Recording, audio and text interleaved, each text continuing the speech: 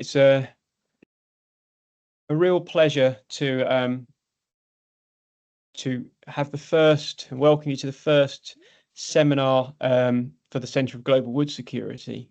Thank you really to all of you actually for your excitement and your engagement with making the centre such an international and diverse place for the kind of issues that we're going to be dealing with over the coming years together. I really want to thank Dom and Julia for their help. There they are in getting the seminar series up and running, and I really appreciate their help as well in making this happen. So without further ado, it's a real pleasure to welcome as our first seminar speaker, Fangyuan Hua. And Fangyuan was one of the very first people I spoke to about the idea of building a Centre for Global Wood Security. She was extremely positive about that, very helpful, thought-provoking, and made some wonderful suggestions about how the centre could evolve over time. So I do really appreciate that Fangyuan.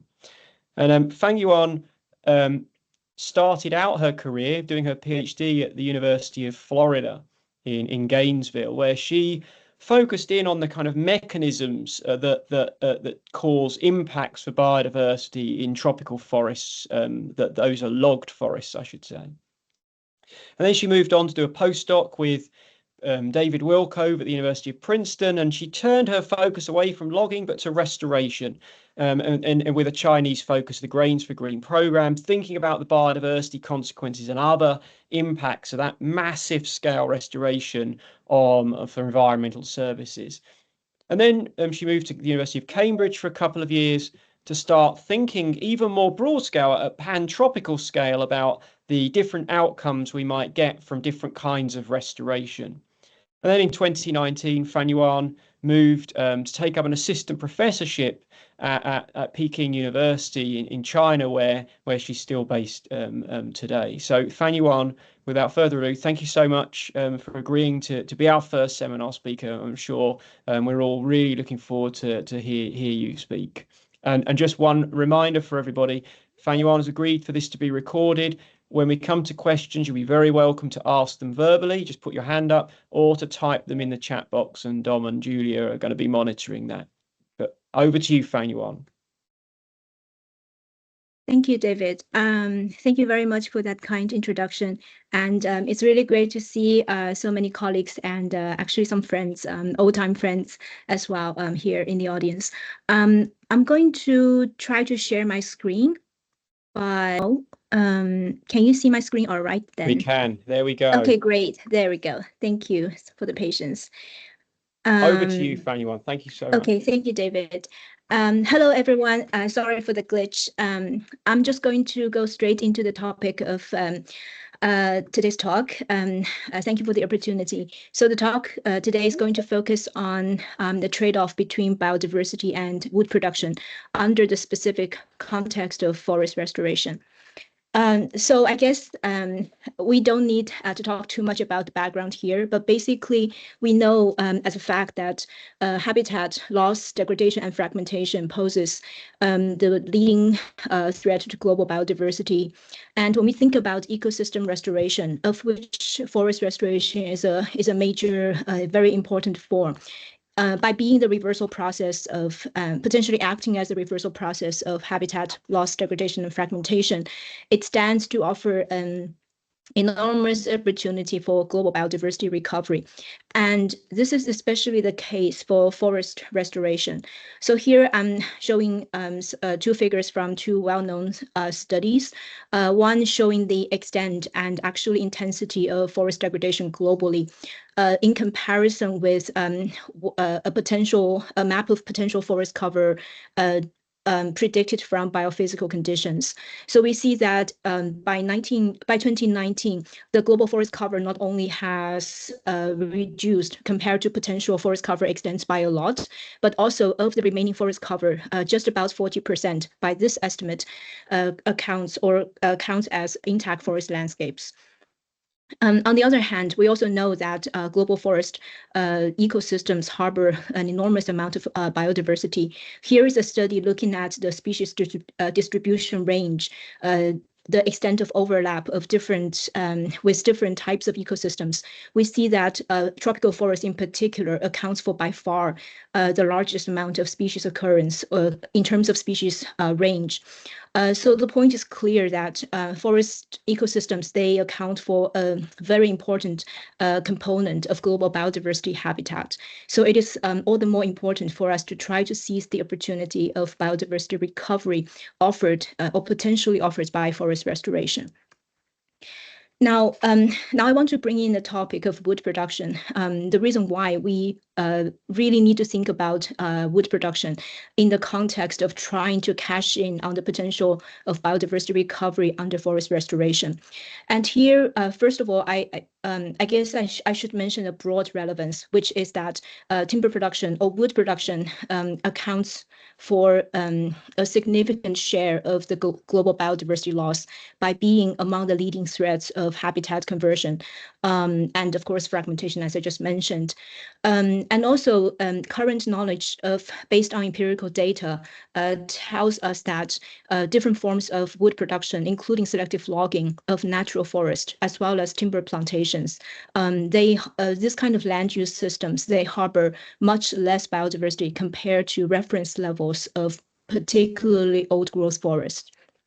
And another global study, which I also cite here by Sean Maxwell in 2016, also shows that looking at the types of threats as assessed by IUCN expert opinions, the number of species that are negatively affected by selective logging, as well as timber plantations in general, they are roughly on the par with the number of species that are affected by agriculture.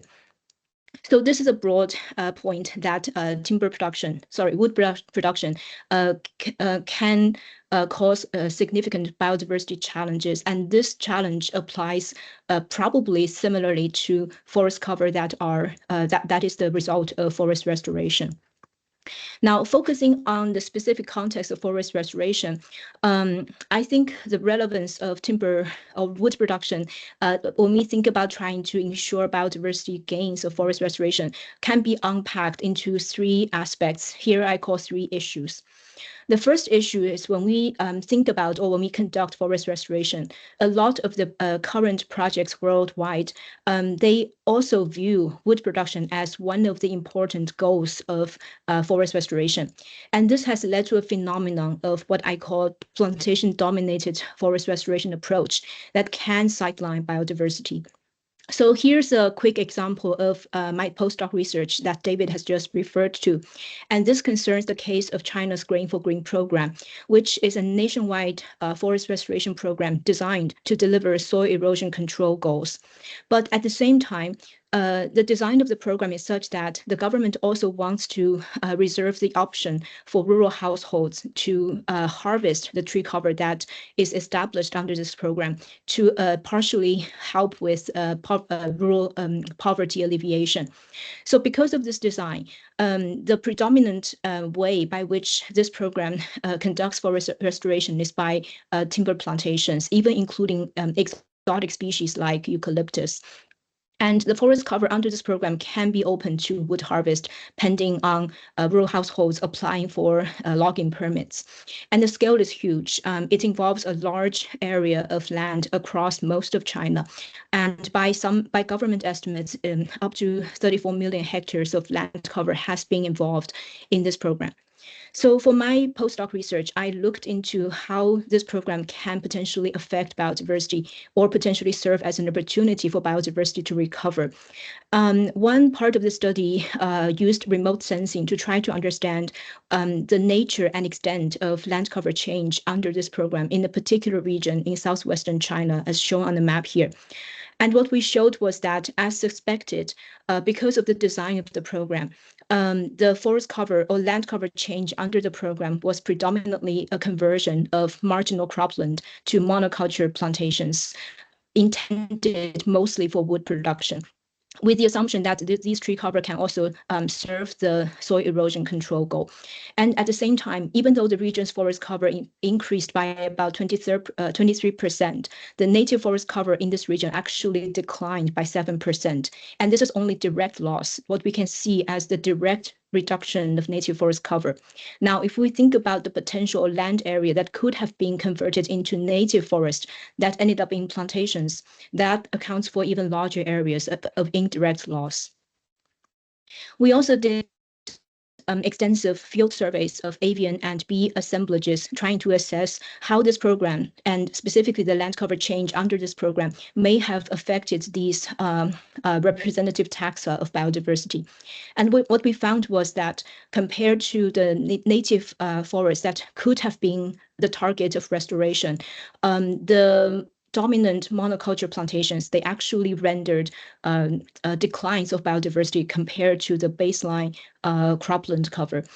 And but as expected from an ecological perspective, the outcomes of how biodiversity fares under the program depends on the type of tree cover to be established under the Grain for Green program. Whereas monoculture led to declines in biodiversity compared to cropland, we also found that mixed culture plantations, they led to slight increases of biodiversity, but that's still under or exhibits a shortfall compared to the reference native forest ecosystems. So this is issue number one. And I think actually this phenomenon of plantation-dominated forest restoration is not a problem or not a phenomenon specific to China. It seems to be a relatively widespread, even global phenomena. And coming back to the initial design of this program, aiming partially for wood production, I think actually it makes sense for the government to design the restoration approach in this way. And this concerns the second aspect of the issue I'd like to briefly share. And this concerns the substantial trade-off that might exist between biodiversity and wood production outcomes under forest restoration. So here's a study, me and a big team of collaborators, actually including Professor David Edwards. We looked at, based on the global meta-analysis, we tried to assess how different ecosystem services of environmental nature might fare under forest restoration. And so because of this, driven by this question, we compiled a large global database of paired data looking at the performance of restored plantation cover relative to restored native forest cover of similar age, plus or minus 10 years of age. And looking at how these plantation cover compares relative to native forest restored cover in terms of biodiversity as shown in green, and also in terms of carbon storage, soil erosion control, and water provisioning. What we found was that actually, when we think about these services of environmental nature, plantations actually underperform compared to native forest.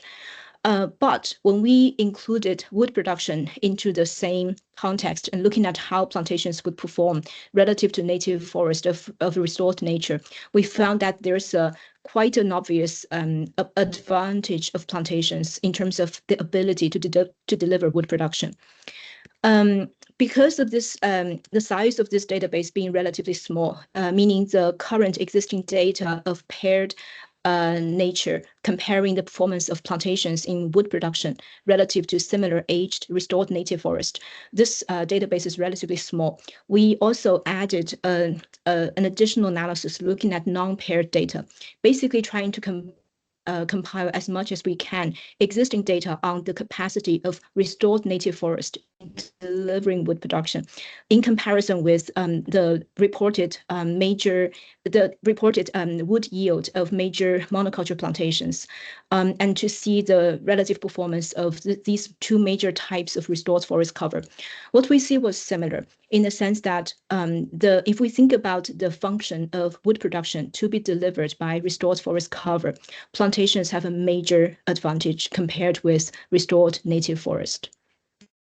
Now, because of this trade-off in terms of the ability of restored forest cover to deliver biodiversity benefits as well as wood production, I think there's a third issue that we should highlight, and this concerns the fact that by deciding on what type of forest cover to establish for forest restoration for a particular objective between biodiversity versus wood production.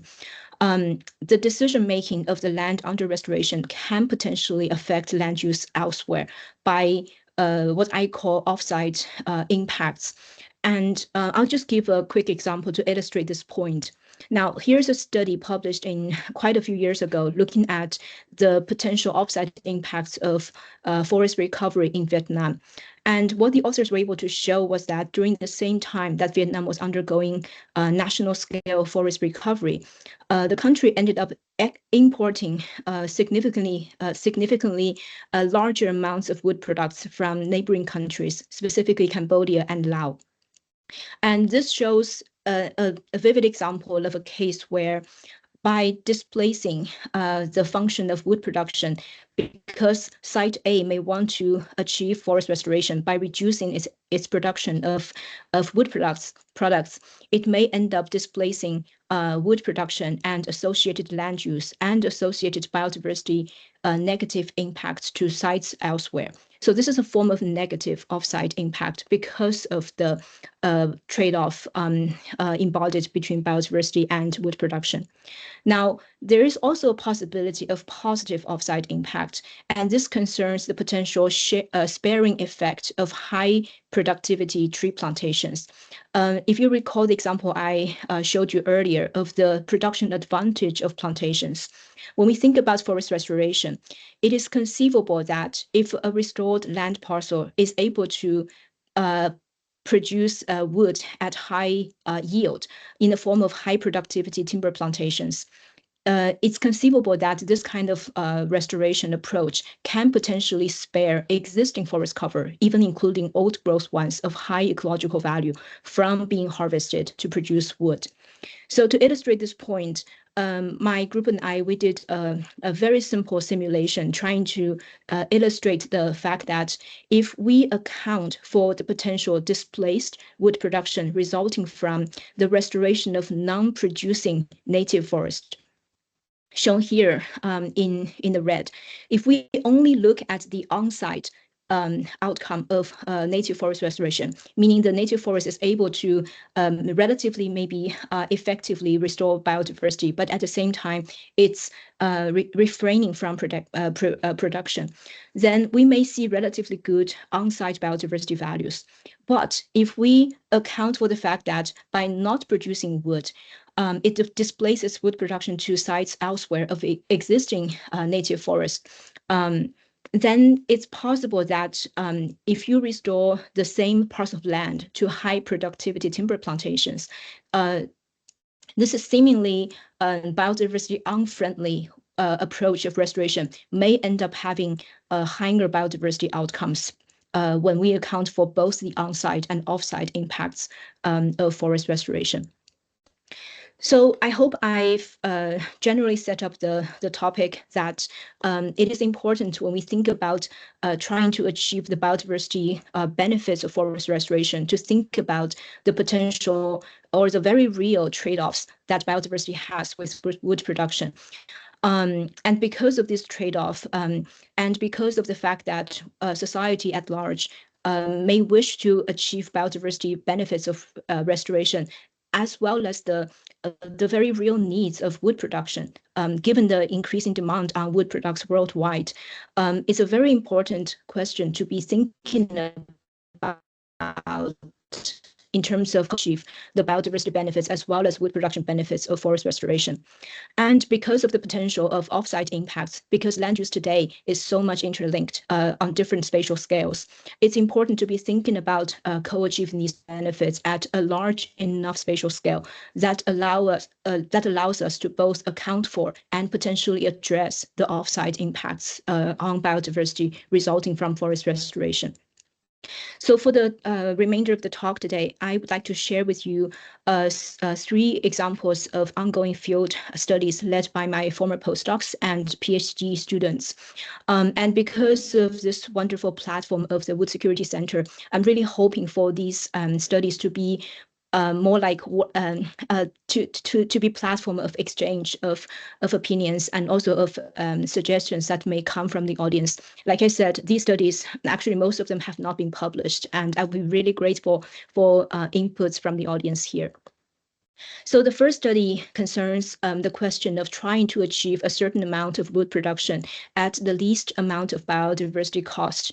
And this concerns a region in southern China, which I'll talk about in a minute. This study is led by my former postdoc, Dr. Dengmeng Jiang, who is now a lecturer at Southwestern Forestry University in China, and assisted by 2 other members of the lab. And you can see the field site in southern China.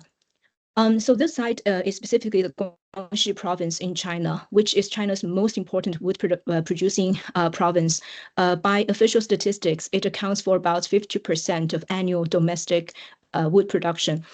And a lot of these forest cover actually is a result of forest restoration in recent years, including reforestation from previous cropland.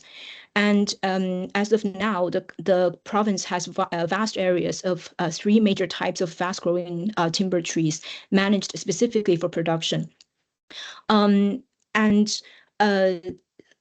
According to government documents, we also know that about 10 or 15 years from now, the province has a much increased goal of wood production total amount at the provincial level.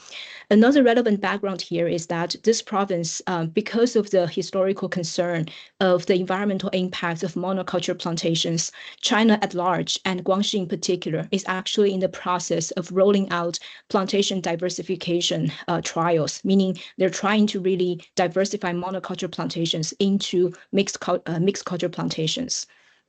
So for this study, Dengmeng led a study of trying to understand the biodiversity, carbon, and wood production profiles of a range of forest cover in the region.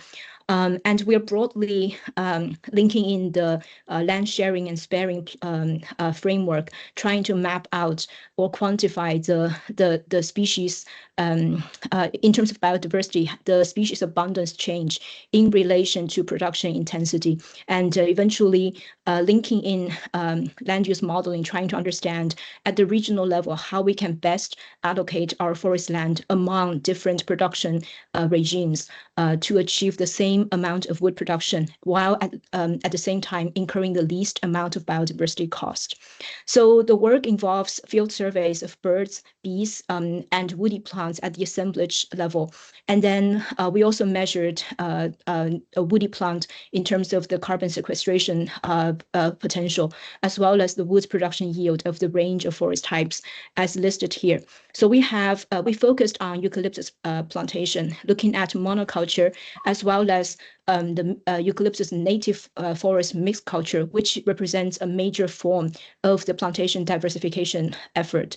And then we also looked at one form of restored native forest, as shown in the picture here. It has some production potential, but it can be considered of as a relatively light production intensity on this spectrum. And then, of course, there's a reference forest type of mature native forest in protected areas. So here I'll just quickly show some results from this project. We conducted extensive surveys, like I mentioned, and here this shows you the profile of the 3 major types of biodiversity taxa in terms of birds, bees, and woody plants, as well as the carbon sequestration potential. And then in terms of the wood production yield on an annual basis of the different types of production forest. And then we also linked in the per unit area of wood price, trying to understand the wood production profitability. Again, comparing among the different production forest types. And in terms of biodiversity and carbon, we also used native forest as the baseline.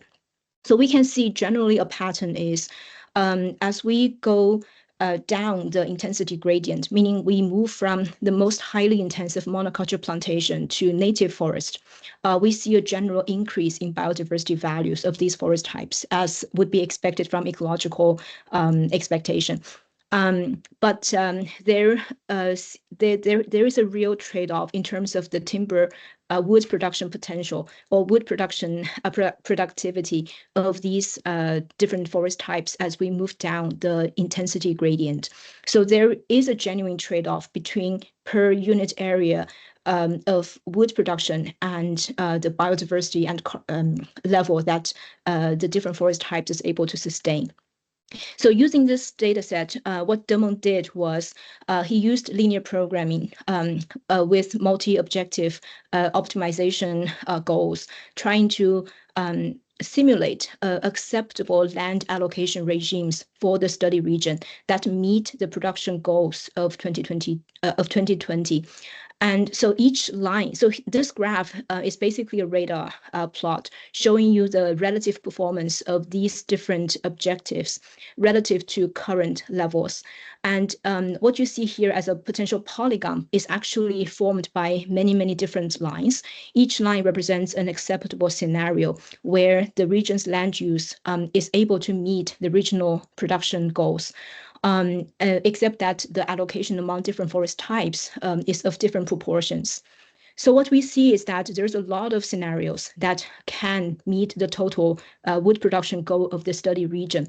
But in terms of the performance on all 4 different fronts here, meaning the 3 aspects of biodiversity and also the above ground carbon sequestration, we see there are some scenarios that perform better than the others.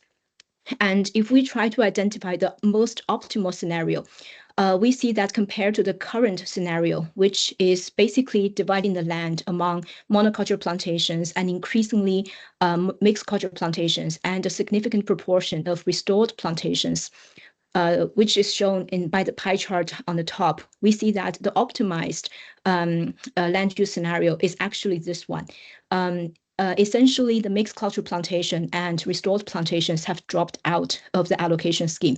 We only see monoculture plantations and the rest of the land being allocated to high biodiversity native forest cover. So this is basically telling us that the optimization algorithm has identified land sparing as our best approach to using the region's forest land in terms of meeting environmental goals while at the same time ensuring wood production. So this is for the scenario in 2020, the current wood production goal. Now, if we look at the year 2035, like if you remember, I mentioned the government has major plans to increase timber production for the region over the next 10 to 15 years. So we see that the land use scenarios that meet our requirement, the number of these scenarios has significantly dropped, meaning we don't really have that many land use options.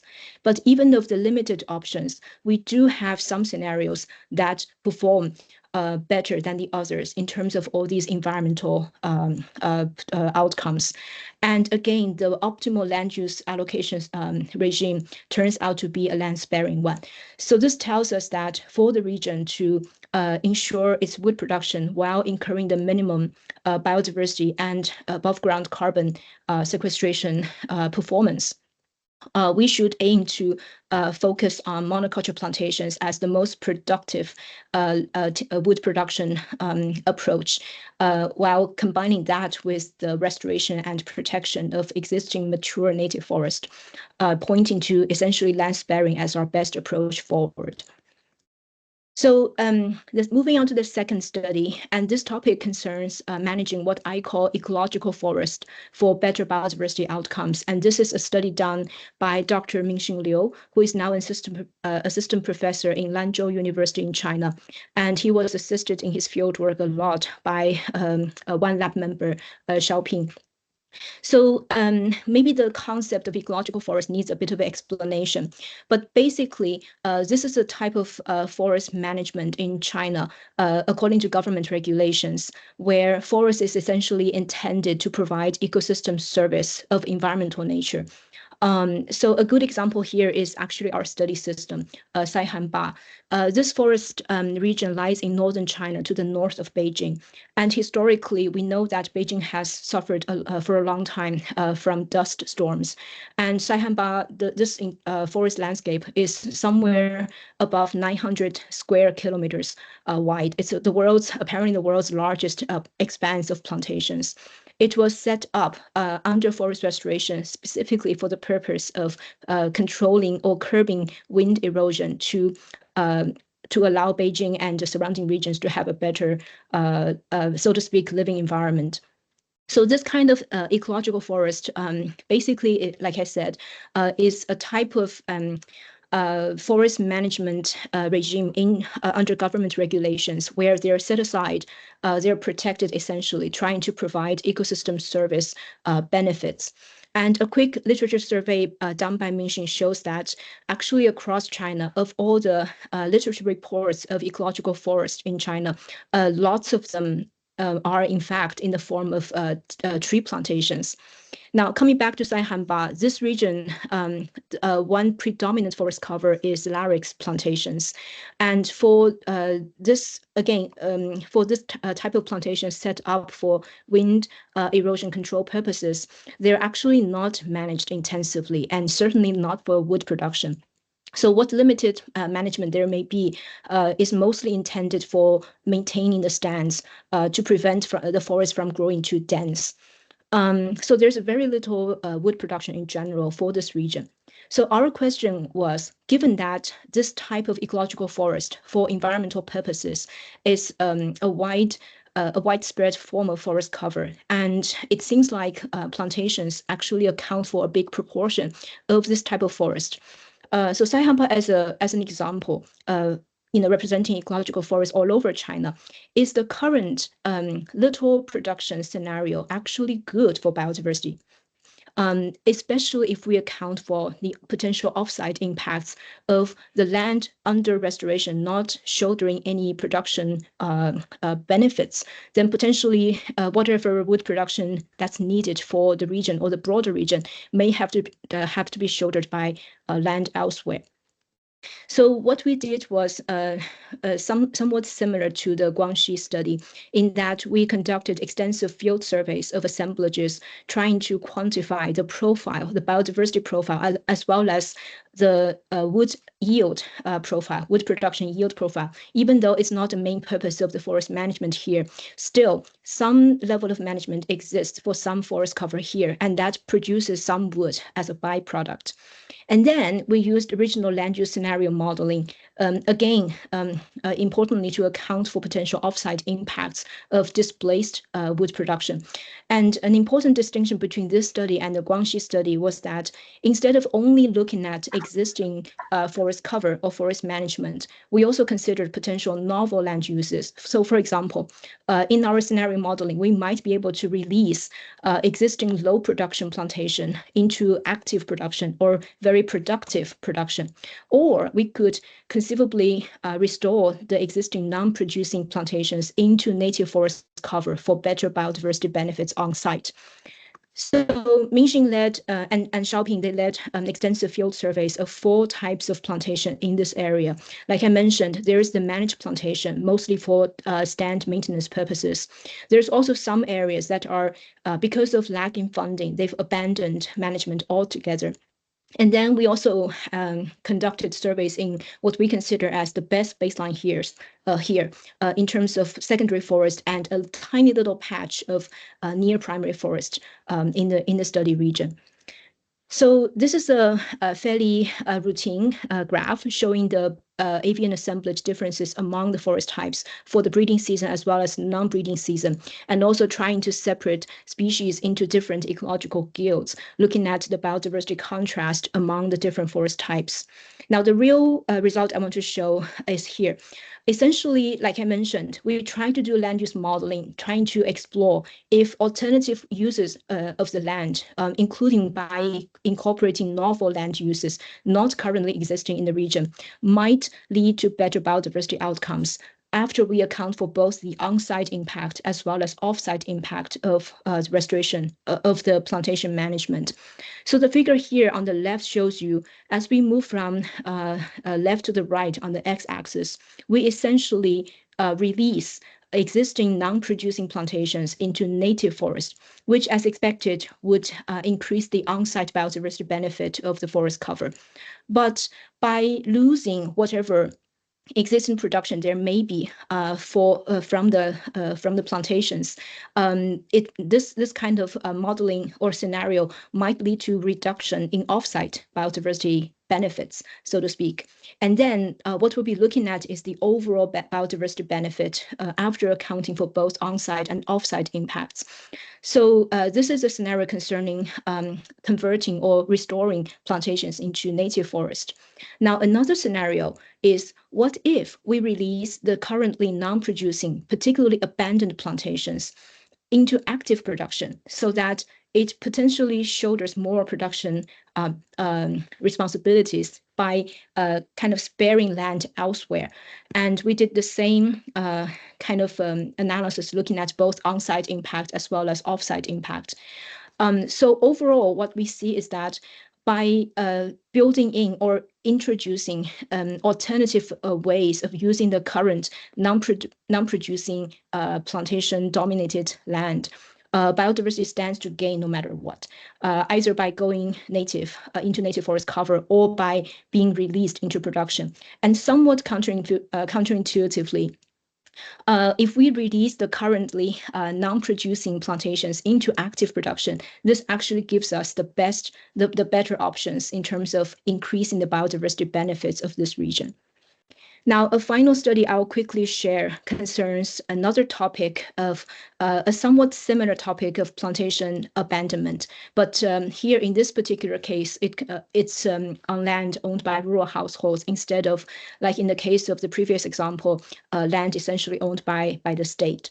So this study is led by my PhD students, Yuan Chen and Zhen Wang. Both are PhD students, and they're looking at field systems in southwestern China, which is actually where my postdoc work initially happened, and then eastern China in Zhejiang.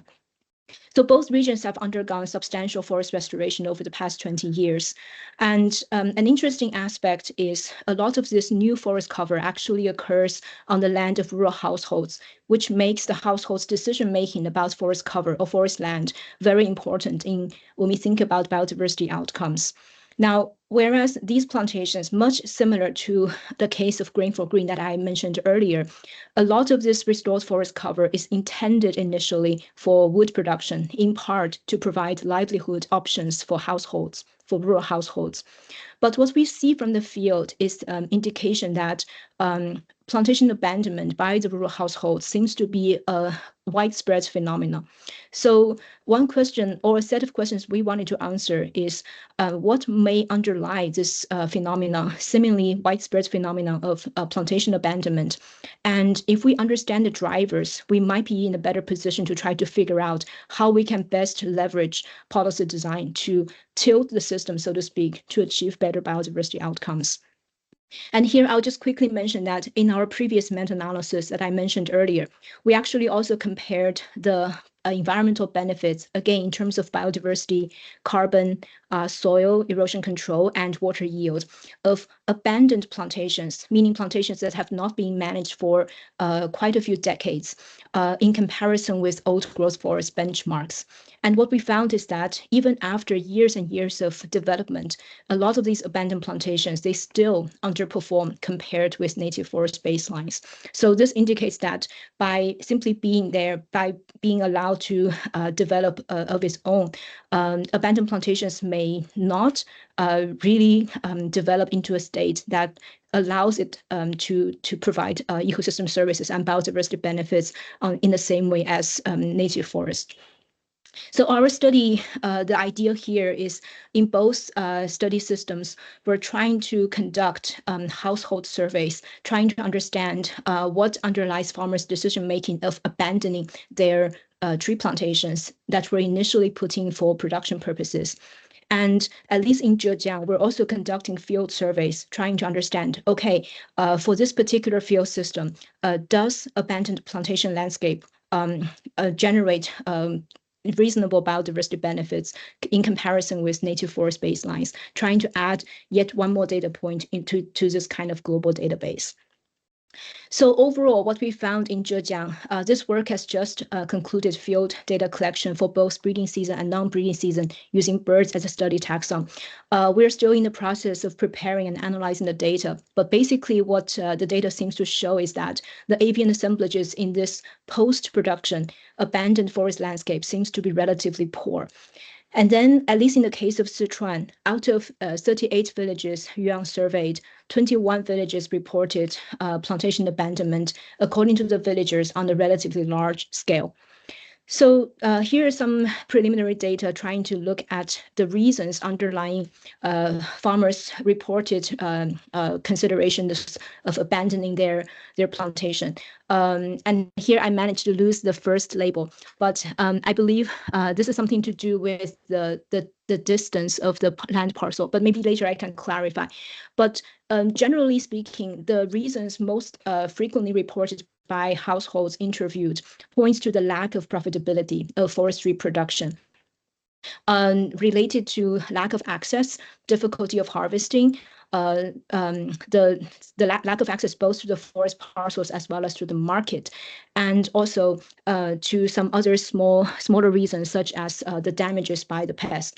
But overall, it seems like a strong message is wood production in this region from land parcels owned by rural households is no longer economically appealing to them.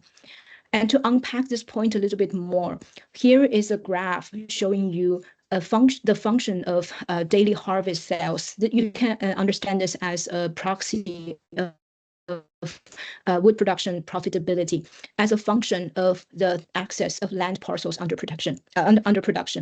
So we see that for both bamboo and timber wood, as the land parcel gets farther and farther away from the point where the wood can be loaded onto vehicles. In other words, as the distance by which the farmers have to walk on foot to carry the wood load to vehicle loading, as that distance gets farther and farther away, the profitability drops. And the most interesting thing is, if we compare this profitability relative to the daily wage levels of households, we see that whereas in 1999, which was when the forest cover in this study region was put in place on large scales, whereas back then, forest cover was still, wood harvest was still relatively profitable, even with relatively long distance of vehicle loading. Nowadays, in about 20 years later, the socioeconomic condition of the rural households have changed so much that they practically would lose money by harvesting these plantations. So overall, this understanding of the reasons behind household abandonment of tree plantations for wood production indicates that there is significant conservation opportunities from managing these abandoned plantations, either by improving forest infrastructure, in other words, to make forestry practices more accessible, more profitable, easier, especially considering that there's now rural depopulation. Or alternatively, if this is not achievable, at least we can try to think about how we can actively induce or encourage, incentivize rural households to convert their plantations previously intended for production toward bona fide ecological restoration. And Yuan's preliminary data set from the field indicates that at least some households have expressed to her that they're interested in working with the government to experiment with bona fide native forest restoration. So these are the main study examples I would like to share today, and I'll just end with a couple of thought points. And I'm really hoping that we can have some time for discussion and inputs from the audience. The first point I'd like to highlight is I really think in forest restoration ultimately is a form of land use. It needs as with land use science and years of conservation thinking, we really should be thinking about spatial planning when we talk about the design of forest restoration. One aspect is what is the goal of a particular forest restoration project?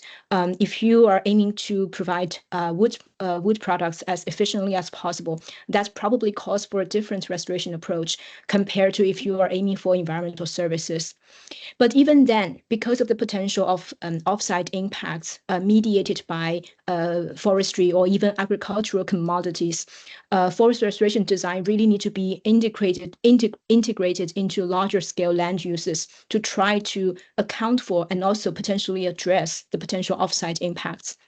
And this includes in coordination with conservation and the management of other land uses as well.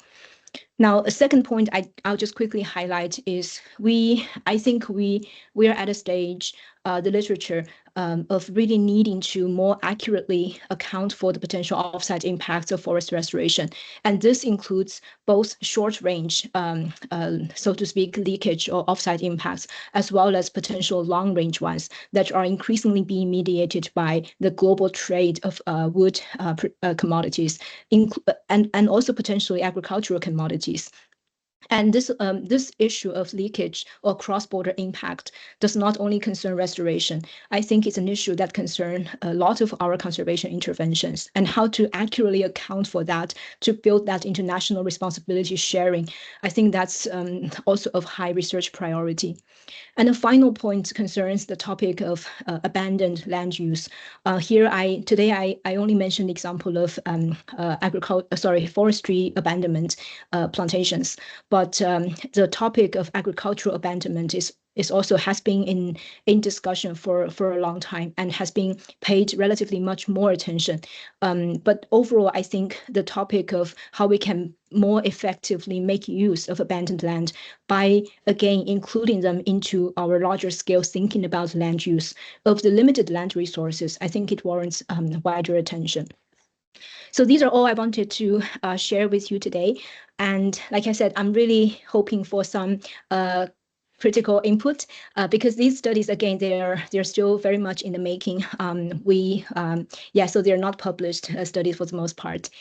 So David, I'll hand over back to you, and I'll end my talk here. Thank you very much. Thank you very much, Fangyuan.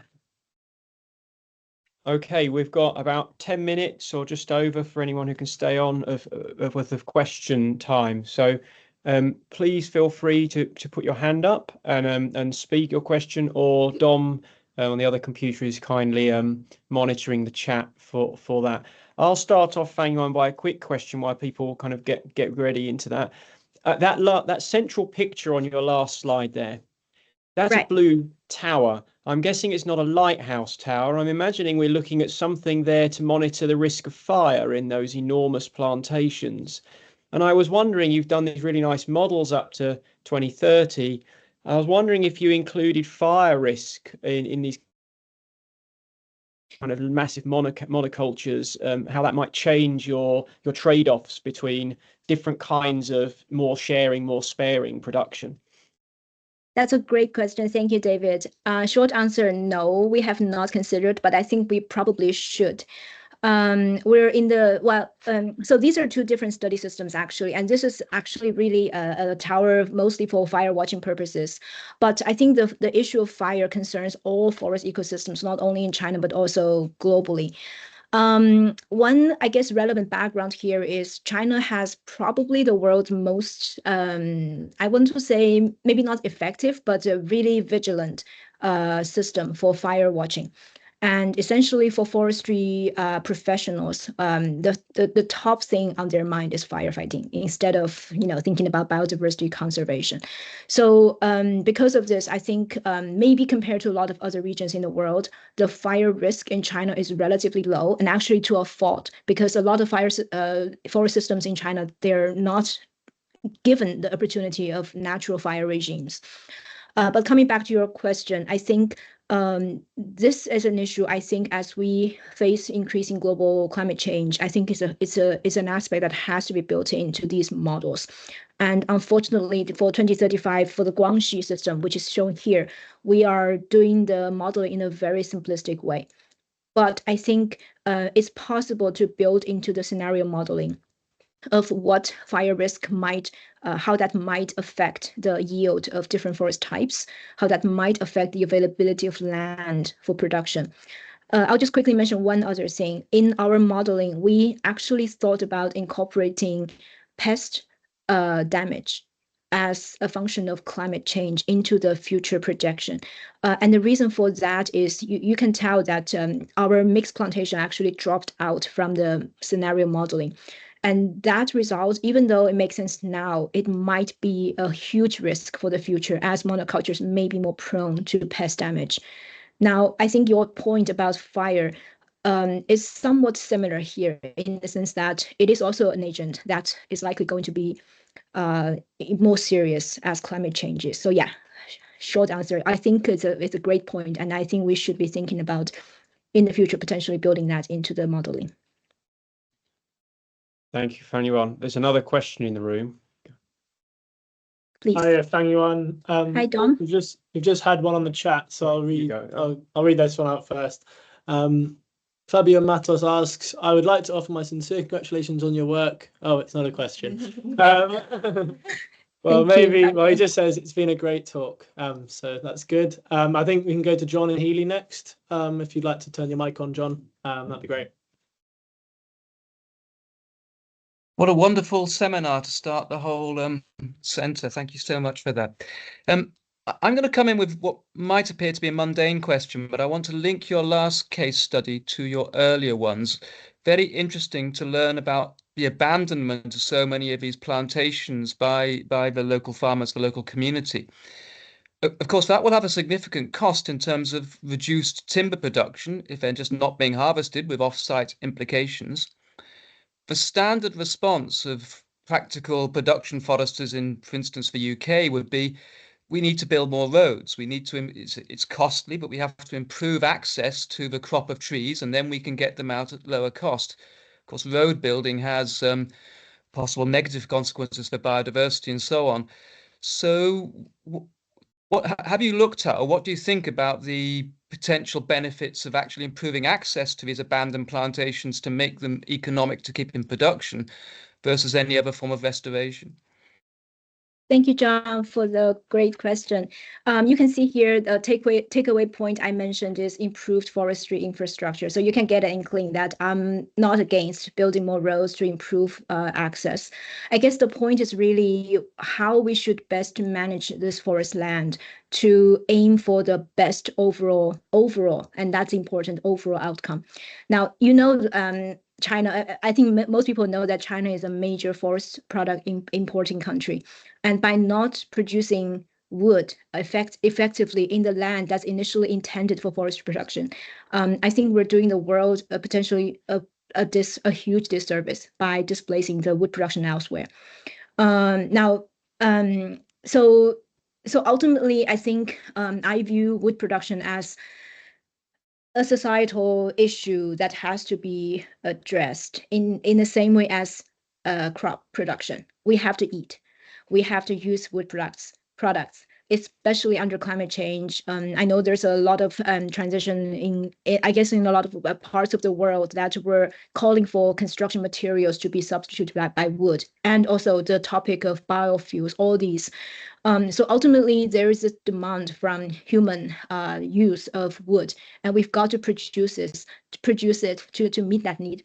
I think a really important point is trying to manage our demand, but given that we have a certain amount of demand, how we can best produce that at the minimum overall cost, I think that's the real question. So by improving forestry infrastructure here in this particular region, we may end up losing biodiversity in terms of net amount for the local region, but we might end up saving or reducing our imports from countries like the tropics, countries in the tropics. And again, that ties into my point earlier about really needing to accurately account for the offsite impacts, both short range and long range. And I think for that, conservation science as a community still has a lot of work to do. Okay. I don't know if that really answers, but John, thank you. Rhett Harrison has a question, and then Vivek. Over to you, Rhett. Hi, Rhett. Hello. Yeah, thank you for the talk. It's very, very interesting.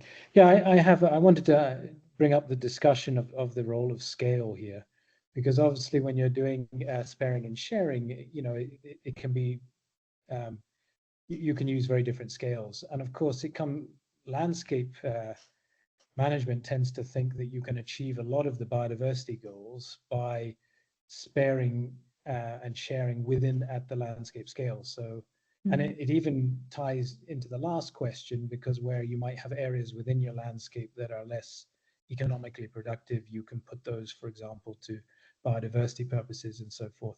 So I just wanted to bring it up as a discussion and also ask, you know, what potential there is for perhaps modeling that.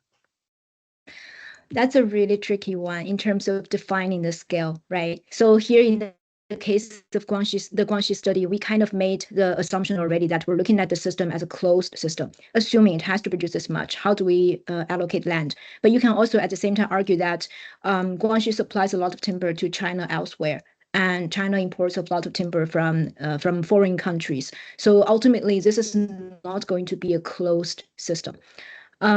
So I don't know, I guess there's different ways of looking at this. I think looking at the landscape as a sealed or closed system is a very simplifying assumption.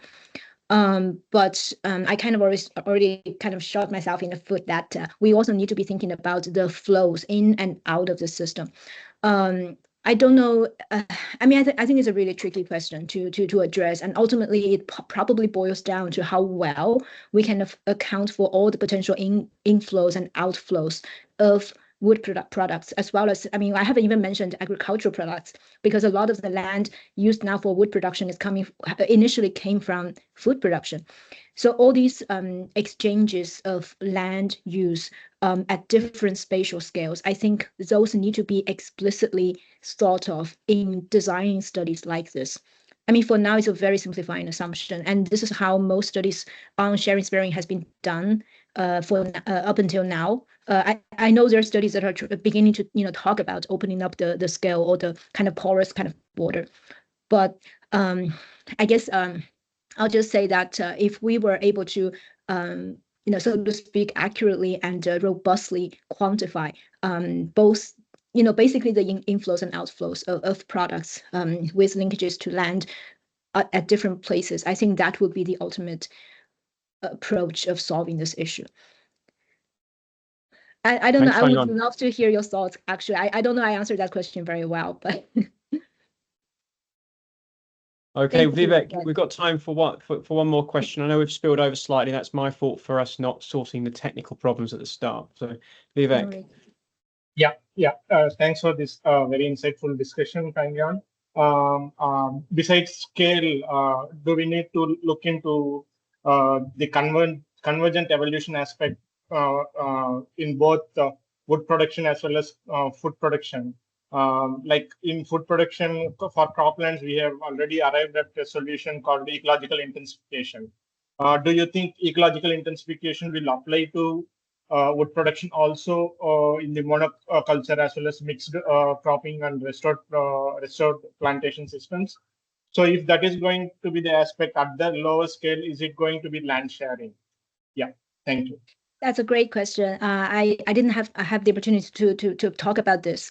In our particular system, you can see that the mixed culture plantation actually has a really big yield penalty, as shown here.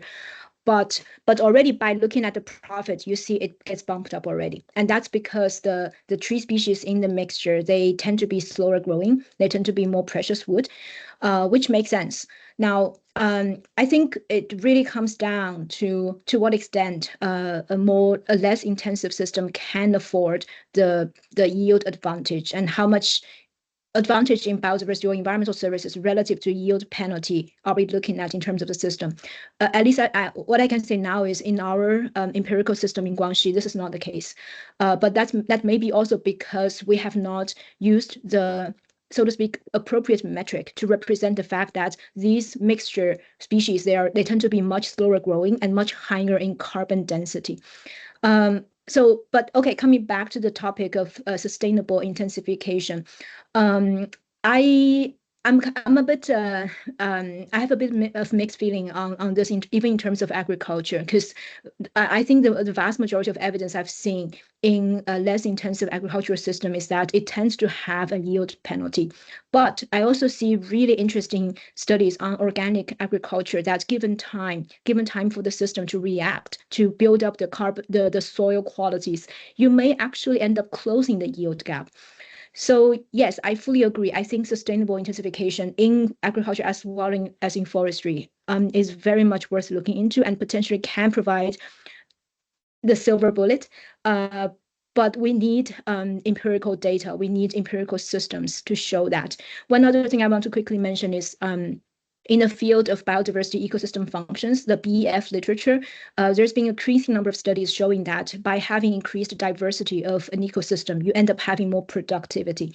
And so there's still very much a disconnect between what the basic literature is showing and what we're seeing in these real production systems. And I think maybe it's a topic for foresters really to think about how we can, relate what ecologists increasingly tell us to to bridge the gap between empirical evidence and also basic studies and actual production systems.